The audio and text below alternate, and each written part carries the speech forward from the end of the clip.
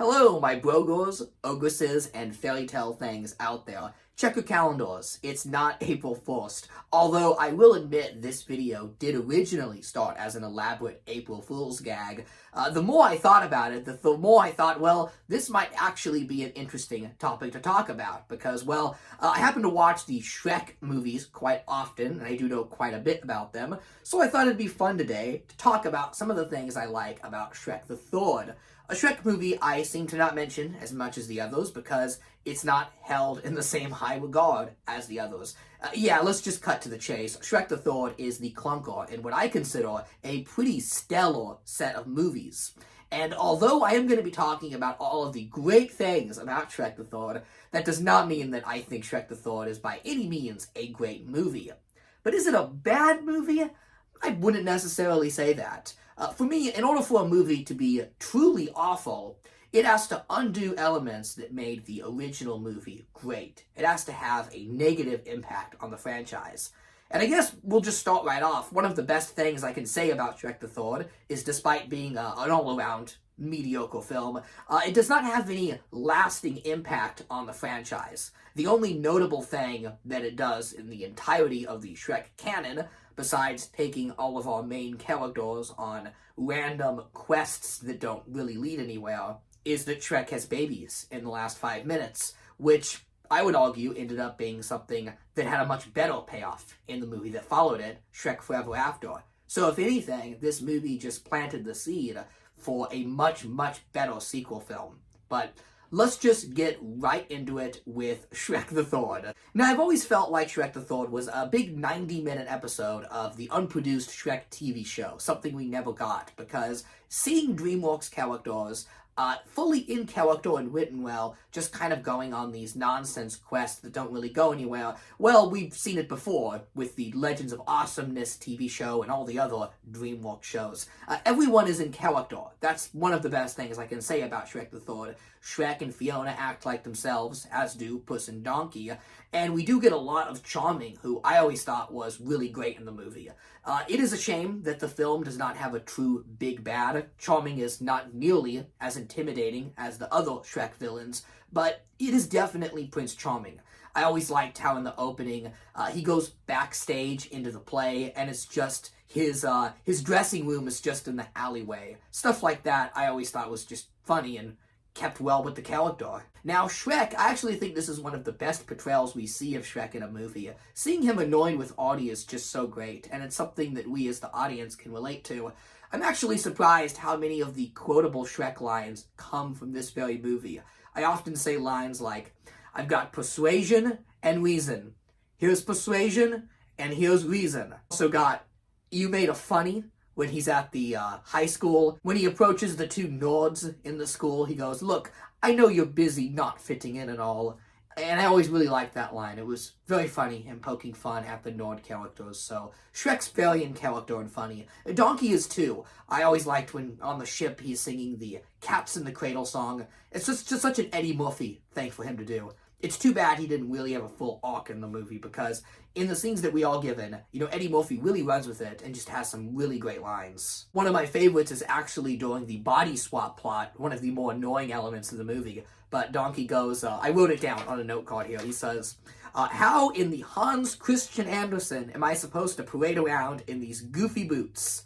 It's just great. I love when the Shrek world invokes the fairy tale authors as like godlike figures. If you recall, Fairy Godmother does the same thing in Shrek 2 when she goes, what in Grimm's name are you doing here? So, what in the name of Hans Christian Andersen? Like Jesus Christ. It just totally works. It's ridiculous. I love it.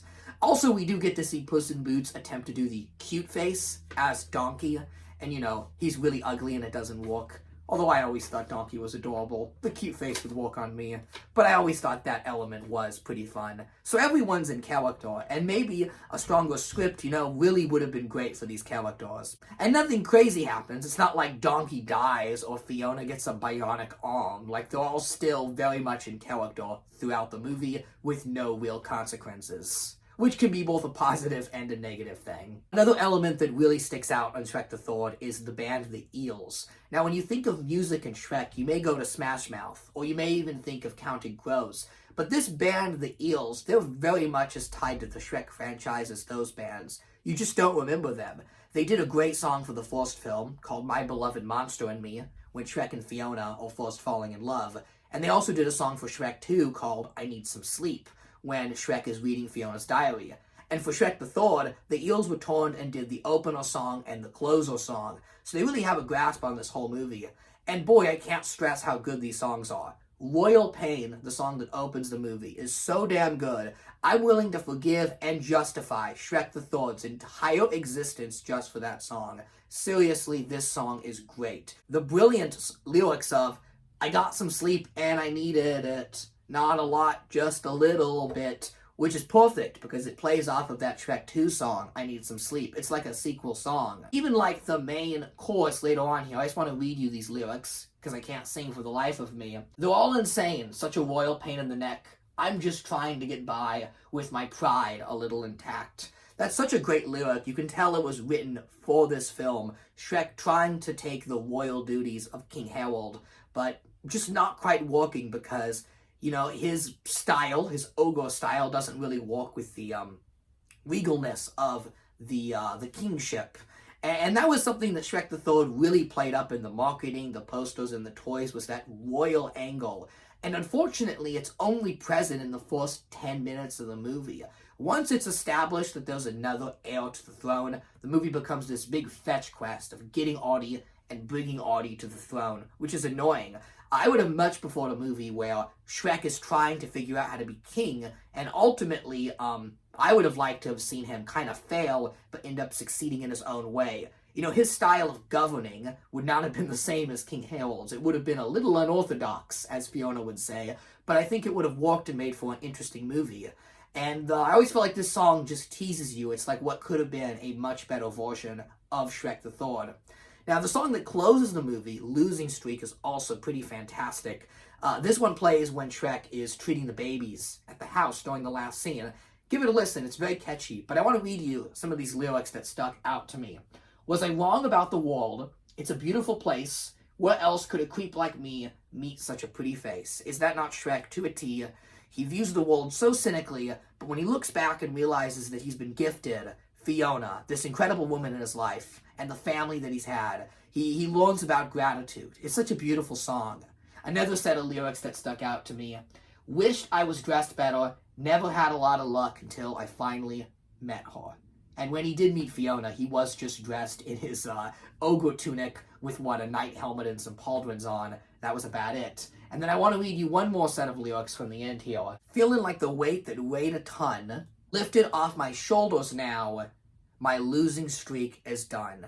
Just, giving Shrek a more optimistic outlook, that the bad days are gone and the bright days are ahead. I think it does a nice job of wrapping up the story where maybe had this been the last Shrek movie, it would have been a somewhat satisfying ending. Now, thankfully, we did get another film, a fantastic film, but it's a really solid ending and a really sweet song. And upon listening to both these songs back to back, I decided to dig into the discography of the Eels. Wow, what a great band. They are so, they have the DNA of Shrek in them. You need to look up the Eels and give them a listen because, the album Beautiful Freak, the debut album, is such a Shrek-like album. It's kind of crazy that DreamWorks Records signed on this band, this kind of dark indie band, and some of the songs on there are quite dark. They sing about some pretty tragic and deep stuff, but it just connects so well with Shrek, the idea of being ostracized and seeing that as uniqueness, that, society isn't really worth fitting in because being special and being comfortable in your own body, however strange it may be, an ogre's body, is the way to live, At the end of the day, you're only going to go to sleep with one person, yourself, so you might as well be comfortable with that person. And I think that's something that the Eels convey well, not only in the album, but in the Shrek the Third songs. They really carry it.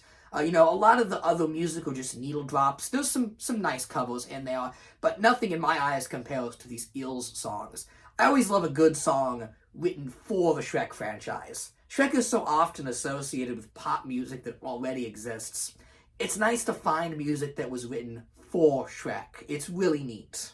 And while listening to the Eels music scenes, another thing I took away was how beautiful the royal aesthetic is.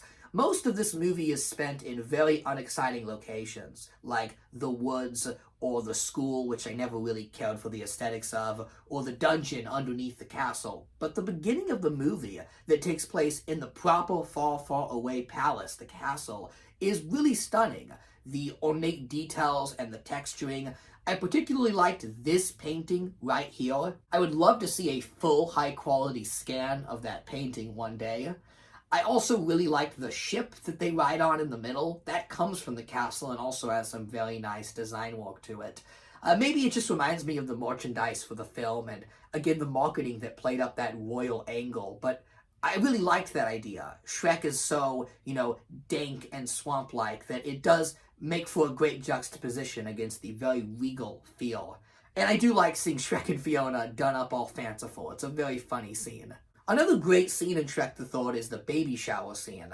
Not only with some laughs, like Snow White gifting Fiona, one of the 7 dwarves, who can forget, where's the baby, where's the baby? But it's also nice when the princesses kind of chastise Fiona. They tell her that her marriage is going to slide after she gives birth and she can spend time working on her love life. And Fiona just kind of looks at them and says, do any of you even have kids? Like, what a horrible and pretentious thing to say. Like, I feel like that happens a lot in life, is people give you lectures on things that they know nothing about. I'm sorry, but people who don't have kids really shouldn't be giving parenting advice. And I do always like that the princesses are so snobbish and rude, but God bless Doris, who stands up to the princesses and says that Shrek and Fiona are going to have a beautiful marriage and family. And isn't Larry King just absolutely iconic as Doris, giving us some great lines, like how Prince Charming is hotter than July. Just the way Larry King says that and emphasizes July is perfect. What a great line. Doris is a pleasure and always seemed to me like Fiona's true BFF, unlike those snobby princesses. The baby shower scene also leads into the interrogation scene, where Captain Hook goes, "Avast ye cookie," and we see Gingy's life flash before his eyes. This is a very fun laugh. I don't know, I just really liked it.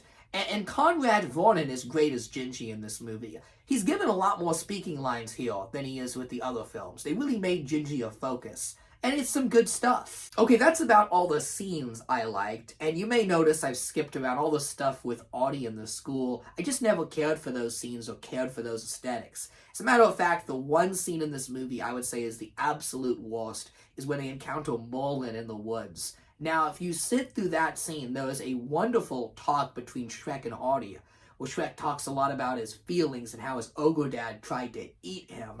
It's a great scene, but man, you gotta get through that awful performance by Eric Idle as Merlin. No offense to Eric Idle, he's working with what he's given, but man, it's rough. I won't lie, the scene where he chews the rocks and shows his teeth covered in blood, it grossed me out so much as a kid, and even as an adult, I have to look away from this scene. Seriously, like even now, I can't look at it. It just makes me feel gross. And that style of gross out type humor, it's fine in Red and Stimpy, but I'm sorry, it's not a part of the Shrek franchise. Shrek is a celebration of what's considered gross. It's meant to challenge what our perception of beauty is. So to see something in the movie that actually is unpleasant to look at and involves blood, I don't know, man. I'm a weird dude. I will literally sit through Death threatening Puss in Boots and cutting him on the forehead and go, this is awesome. But when Merlin smiles with his teeth full of blood, I'm out. That's it. That's where I draw the line as the audience member. Another thing that makes me nostalgic about this movie is that Shrek the Third is the last Shrek film to have the regular DVD release with the classic interactive menu. When Shrek Forever After came out, it came out alongside the box set, which revamped all of the Shrek movies. They cut some special features, but most importantly, they changed the menus, where it was just scenes of the movie playing, as opposed to an interactive setting. This one isn't the most exciting menu. It's not nearly as good as the first 2 Shrek films. It's the stage set from Prince Charming near the third act of the movie. But it still is pretty neat, I'll admit. And it's packed with special features. You get the whole high school yearbook from the Academy and all sorts of strange stuff. You could spend hours digging around the Shrek the Third DVD if you want to do that sort of thing. Another thing I'll always like about Shrek the Third, and yes, this answer is technically cheating because it's not related to the movie itself, but it did represent the absolute zenith of Shrek. At the height of the pop culture zeitgeist, Shrek 2 was still fresh in people's minds, and both movies were now considered classics. And 2007, when this film came out, was when we had the most Shrek toys, fast food promotions, the Shrek the Hall's Christmas special. I mean, I just remember Shrek being inescapable from culture. And when Shrek Forever After came out in 2010, while Shrek did have a presence, it definitely wasn't as pronounced. That it was the same summer as Megamind and How to Train Your Dragon, the mega DreamWorks franchise that would surpass Shrek. So in a way, this was the last time Shrek was the true DreamWorks icon. And I'll admit, it's a very interesting film. Shrek the Third feels like it wasn't written to insult the fans of Shrek in any way. I know some critics are really harsh on this movie, but it's not that bad. The visuals are nice consistently throughout the whole film, and it continues the tradition of improving the lighting, shadows, and texturing of the Shrek world. There's some seriously impressive graphics here. And while everyone in the internet is up on arms about Shrek's new art style, let me say, if you prefer the realistic look of the original Shrek films, then this is the movie for you. It's probably got the most human-looking characters. Nobody looks stylized like Rumpelstiltskin or the Puss in Boots characters. Everyone at the school looks human. Some scenes in this film just look straight up like the CGI Shrek was put into a live-action movie. The settings, the school, the castle, everything looks top-notch. And the animators behind this film deserve nothing but the highest praise for their work. It's just the script and writing that needs a little bit of work. And maybe had this movie been given a little more time in the oven, it could have been fantastic. Who knows? You know, maybe that plot I was talking about where Shrek tries to be a king, it just could have been great. But at the very least, Shrek the Third did not dismantle the Shrek franchise. It kind of made it lean off the rails a little bit, but Forever After it got right back on track and smooth sailing. And what we have is a movie that I think above all is fascinating. It's fun to talk about this movie because it just has so many odd elements. If you've ever seen the Shrek the Third DVD, check out the deleted scenes. There was an entire cut subplot about the quest for the Holy Grail in the movie. It just filled up a lot of time, but it would have added a lot more needed action to the film.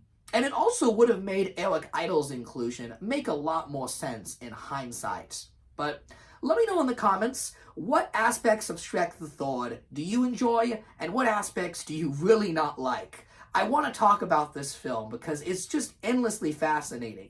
I could sit here all day surrounded by my Shrek toys and talk about how the Shrek 1, 2, Forever After, Last Wish, how these movies are the most amazing things ever.